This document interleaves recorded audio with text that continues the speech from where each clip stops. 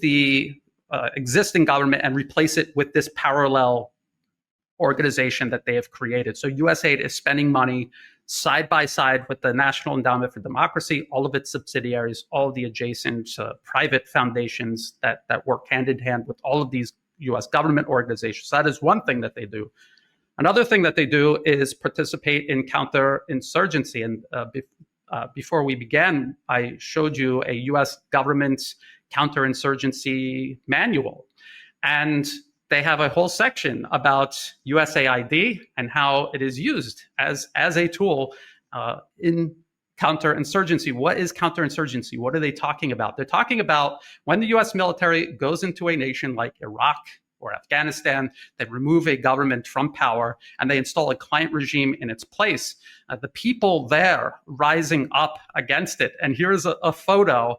So just think about how tone deaf or brazen they are to post this picture. This is a picture of the Philippines. The US conquered the Philippines. They stripped it from Spain after the Spanish-American War. There was an uprising because they wanted to be an independent nation. The US military brutally suppressed it. Mass murder, concentration camps. This is all listed on the State Department's website, by the way. And so they're talking about insurgency, counterinsurgency, and USAID's role in the counterinsurgency process. So that is the second area of responsibility USAID participates in. And the third is stifling development. So I've covered this a lot here in Southeast Asia. One of the US government's obsessions here is the Mekong River. The Mekong River is on the other side of the planet from the United States. It has nothing to do with the US, has nothing to do with Japan or Australia, who often work with the US to involve themselves in the Mekong. And what they're doing is telling nations along the Mekong River, you're not building dams, you're not developing industry along it.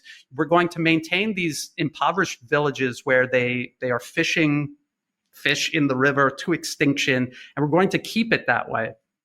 And so the goal is to stop development within these nations, development together as a region, and development between the region and especially China. So these are the three main areas that USAID focuses on, which is an irony because, like I said, the left is claiming it's a humanitarian organization, and the Trump administration right now is trying to make it out as if it's this liberal, it's spreading liberal values around the globe. But what it is a tool of political capture that's been used for decades, regardless of who's in the White House, regardless of who controls Congress.